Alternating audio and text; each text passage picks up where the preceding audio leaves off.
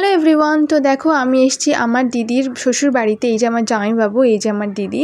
তো আমরা মেনলি গেছিলাম আমার দেশের বাপের বাড়িতে। আমার দেশের বাপের বাড়ি হচ্ছে নন্দীগ্রামে, শিমুলকুণ্ড বলে একটা গ্রাম আছে, তো ওইখানে। আর আমার দিদির শ্বশুর বাড়ি হচ্ছে তেখালি, মানে আমাদের শিমুলকুণ্ড গ্রাম থেকে প্রায় 2.5 থেকে 3 কিলোমিটার দূরত্বে। মানে ওদের বাড়িটা আগে পড়ে, তারপরে আমার বাপের বাড়ি পড়ে। তো তাই জন্যে ভাবলাম ওর বাড়িতে আগে উঠবো, তারপরের দিন আমরা যাব আমার বাপের বাড়িতে। ওদের বাড়িতে পৌঁছতে প্রায় কটা বেজে গেছিলো, 8টা, 8:30, 9টা এরকম বেজে গেছিলো। অতটা আমার খেয়াল নেই, বাট এরকমই হয়ে গেছিলো। তো এসে আমরা একটু রেস্ট নিয়ে ফ্রেশ হয়ে খাওয়া দাওয়া করলাম, করে রাত 12:30, 1টা নাগাদ আমরা রেডি হয়েছি। দেখো রেডি হয়ে আমরা বেরিয়ে পড়েছি এক জায়গায় যাব বলে। সেটা হচ্ছে আমাদের ওখানে মনসা মন্দির আছে, ওই মন্দিরের ঠাকুর ভীষণই জাগ্রত। আর ওখানে না খুব বড় করে মেলা হয়, অনেক দিন ধরে ওই মেলাটা চলে। আর খুব ভালো ভালো আর্টিস্ট নিয়ে এসে প্রোগ্রামও হয়। তো সেই জন্যে বেরিয়ে পড়েছি ওইখানে যাওয়ার জন্য।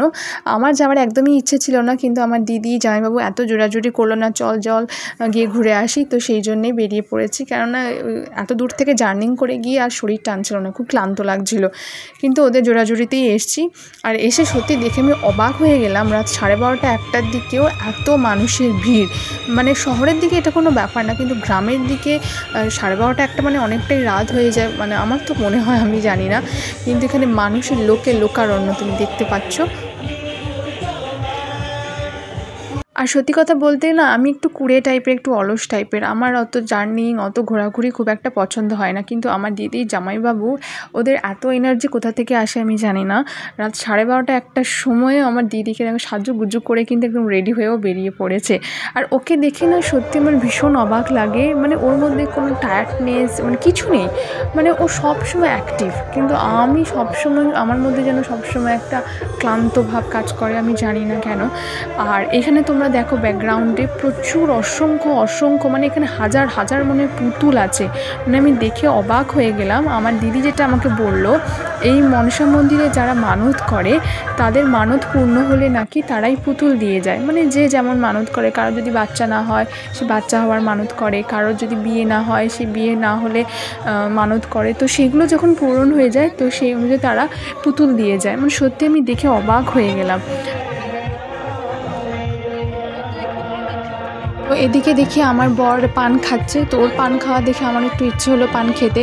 তো আমিও একটা পান নিয়েছি, আর সুপুরিগুলো সব বেছে ফেলে দিয়েছি। মানে এত বড় বড় সুপুরি দেয়, অত সুপুরি খেলে গলায় গিয়ে বুকে গিয়ে আটকে যাবে, তো ওই জন্য সব ফেলে দিয়েছি। আর শুধু ওর মধ্যে ছিল মৌরি দিয়ে পানটা খেয়েছি। তো যাই হোক, মানে হয় না, মানে সঙ্গদোষে, মানে ও খাচ্ছে আমাকেও খেতে হবে সেই। আর ভীষণ গরম ছিল, তাই জন্য দিদি ওই মেলা থেকে একটা ফ্যান কিনেছিল, হাত পাখা যেগুলোকে বলে। যে আমিও মাঝে মাঝে হাওয়া খাচ্ছিলাম, আর ওদেরও মাঝে মাঝে হাওয়া করেও দিচ্ছিলাম, ওরা নিজেরাও করছিল।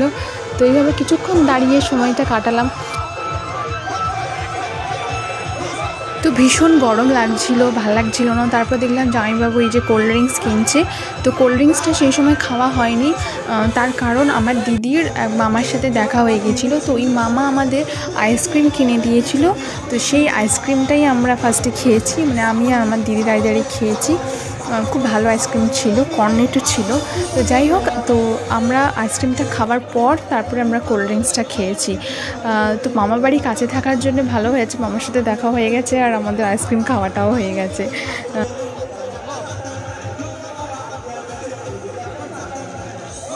তো দেখো এই যে কালো শার্ট পরা যিনি দাঁড়িয়ে আছে, উনিই হচ্ছে আমার দিদির মামা। তো ওই মামাই আমাদের আইসক্রিম কিনে দিয়েছিল। তো আইসক্রিম খাওয়ার পর কিছুক্ষণ আমরা থেকেছিলাম, তারপরে চলে গেছিলাম, কেননা আর ভালো লাগছিল না আমার। দিদি দাদাবুর থাকার ভীষণ ইচ্ছে ছিল, কিন্তু আমার ভালো লাগছিল না বলে ওরাও যেতে বাধ্য হয়েছিল, কিছু করার নেই। তো আজকের মতো এখানেই ভিডিওটা শেষ করলাম। তোমাদের সাথে অন্য একটা ব্লগে আবার দেখা হচ্ছে। টাটা।